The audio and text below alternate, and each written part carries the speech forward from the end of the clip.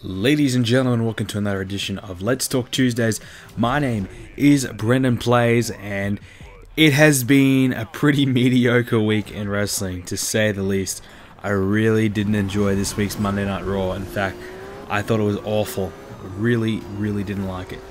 But we've had some news on WWE 2k15 we need to discuss, and just some general questions we're going to talk about in today's Let's Talk Tuesday. So let's get straight into it. The first one comes from CM Punk. He wants to know, what do you think about the new info release for WWE 2k15 My Career? Well, they released a lot of information and some screenshots to do with the game, and if you haven't seen that, definitely go look it up. It's on my forum, but you know, it's a lot easier places to find it than that. But yeah, just Google's your friend. But yeah, they gave a real in-depth, detailed look on what My Career mode will have, some of the features that it will have, and it really looks good. And the screenshots look amazing. The NXT Performance Center looks fantastic.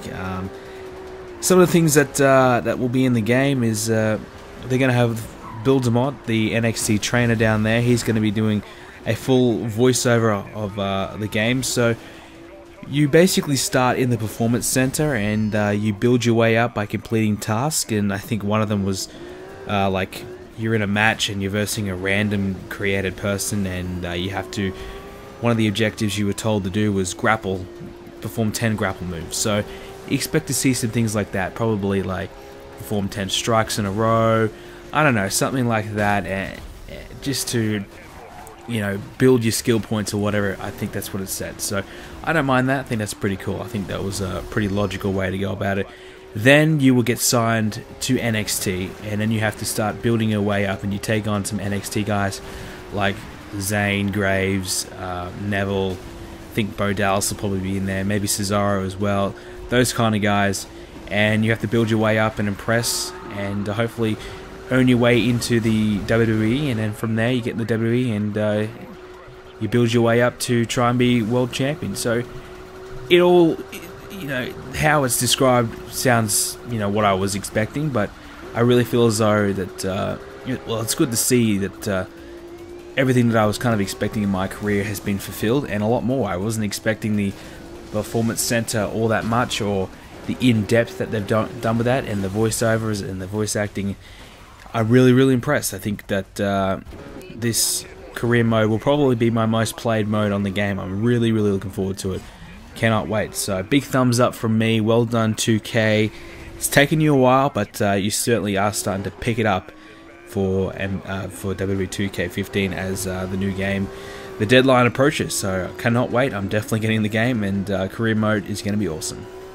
This next question comes from Chris Tick. I was watching the old SmackDown Cruiserweight matches, and they were awesome. Do you think Rey Mysterio had a Hall of Fame worthy career with WWE? Oh yeah, definitely. Rey Mysterio is without a doubt a Hall of Famer. He's a multiple-time world champion, and he's had a long career. He started off in WCW, remember? And he was really one of the innovators of the Cruiserweight division. He was one of the, you know, the foundation members of that Cruiserweight division in WCW, and he brought that over onto SmackDown as well. And he's probably one of the best high flyers. I would consider him the best high flyer in my opinion. I felt as though he was very innovative and just, you know, just made it kind of cool. And plus, he was ridiculously over with the kids. And as a kid, I loved Rey Mysterio. He was probably one of my favorite wrestlers. So definitely Hall of Fame career, without a doubt. You cannot deny it. He deserves to be in there. He's, you know, probably should have retired 3 or 4 years ago, but still, he's had a great run and deserves to be in the Hall of Fame one day. This next one comes from Dustin 2K. Who do you think will be the next superstar to get a big push in the WWE, and why? Well, it's pretty logical right now. Dean Ambrose is the next guy that they need to start pushing as their number 2 babyface behind Cena. I feel as though Ambrose, Rollins, and Reigns will be huge in the WWE, but WWE really needs to just, I don't know, like they do a lot of stop-start pushes. You know, Cesaro, one week he's on top, next week he's losing. You know, Bray Wyatt, he was on top of the world, you know, he was in WrestleMania with John Cena, now he's not even on TV. They just really baffle me with some of the things they've been doing. So They keep pushing someone, and then the next week they don't. So they just need to pick someone they want to push and go with it, and give them some time to develop. I think they've done a great job of Roman Reigns, and a bit of a slow build up, a slow rise to the top. And I think the same kind of process with Dean Ambrose has been applied, and now those two guys are on the cusp of becoming permanent main event players. So I'm looking forward to seeing that. I think Dean Ambrose is their current project, and so far so good. Speaking of Roman Reigns, this one is from Chris Plays. With Reigns hurt, how does this affect the future with him going to be the face of the WWE? How do you see him coming back? Well, I think Reigns is not ready to be the face of the WWE. Even if he wins the title at WrestleMania, he's not going to be dubbed the face of the WWE. John Cena is going to be the face of the WWE for quite some time, but Reigns will probably share that role and will be eased into that role. I see him coming back at the Royal Rumble, honestly. I don't know. Does the WWE have Daniel Bryan and Roman Reigns return at the same time at the Royal Rumble? Probably not, but hey, it would make the Royal Rumble huge.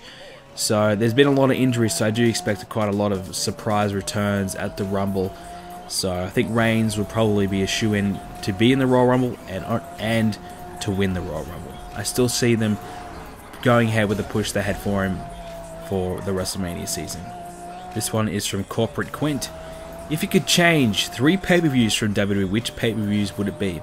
I would instantly drop Hell in a Cell, I would drop TLC, and I would drop Elimination Chamber. In my opinion, there is no need to name a pay-per-view after a stipulation match.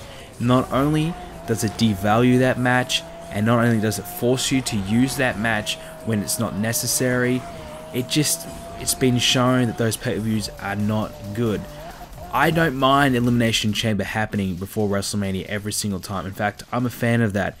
But I feel as though No Way Out deserves to be the name of that pay-per-view, and it has a better ring to it and suits it better, in my opinion. And that way, if you don't want to do Elimination Chamber one year, you don't have to, because the pay-per-view isn't called Elimination Chamber. You're not forced to do that. And Hell in a Cell, I think, is the worst pay-per-view in WWE right now. The Hell in a Cell match itself sucks in this era, and you know, we're just forced to see Hell in a Cell matches just because. It's the same with TLC. TLC has been okay, so I could live with him keeping it, but I still feel as though they should drop it. And the other match gimmick pay-per-view is Money in the Bank, but I feel as though Money in the Bank is different and deserves its own pay-per-view and has earned that spot, because Money in the Bank has been really, really good in recent years. So I feel as though Money in the Bank should stick around. TLC's been terrible. Hell in a Cell's been terrible. Elimination Chamber's been a pass, but it's time to get rid of all 3, in my opinion. What would I bring in? No Way Out for Elimination Chamber. I always liked Armageddon to finish off the year, so maybe Armageddon at the end. And but I feel as though WWE would like to bring in brand new names like they did with Payback and Battlegrounds, so I don't see them going back to older names. I think the only one they would go back to is No Way Out, so there would probably be 2 brand new pay-per-views being introduced instead of Hell in a Cell and TLC. I'm just a believer. Well, you're the only one. How many Hell in a Cell matches do you think they will have at the pay-per-view? Well, look, honestly, I feel as though only 2 matches deserve the Cell, and that is Dean Ambrose versus Seth Rollins and Brock Lesnar versus John Cena. Brock Lesnar probably won't be on the pay-per-view, so that leaves us to 1 match that deserves the spot, which is Dean Ambrose versus Seth Rollins. But John Cena's been added to that mix. Randy Orton's been added to that mix. Will it be a fatal 4-way? I don't know. Will it be a triple threat to get rid of Randy Orton, just have Cena, Rollins, and Ambrose? I don't know. Will we see 2 separate matches, seeing Ambrose versus Rollins, Cena versus Orton, or vice versa, whatever those combinations? I would probably say that is the likely case. It has been rumored that is very similar to what they want to do there, so I would expect 2 Hell in a Cell matches at this point. I feel as though 1 Hell in a Cell match is probably enough, honestly, but the way that the Hell in a Cell is so watered down these days, it doesn't really matter. The Hell in a Cell is a joke, and like I said just before, get rid of the pay-per-view. But yeah, should probably be 2 Hell in a Cell matches.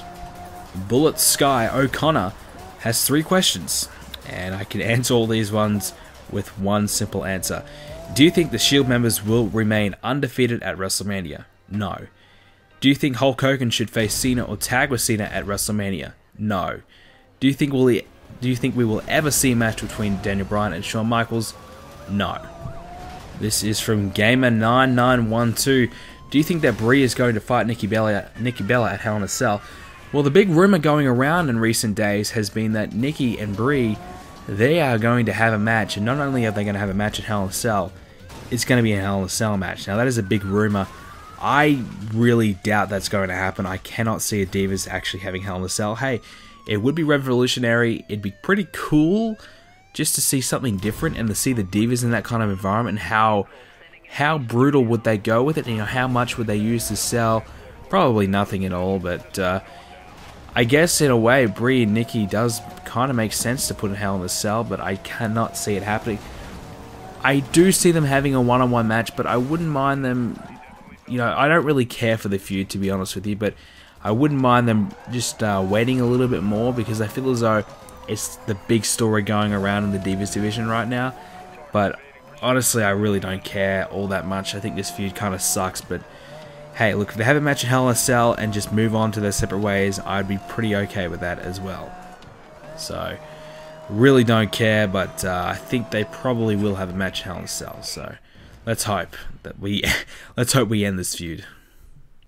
And today's final question comes from Bailey14. What do you think is Bray Wyatt's next move, and what do they need to do to bring him back up? Okay, well, Bray Wyatt's next move is to get on TV. Bray Wyatt's next move is to have a match.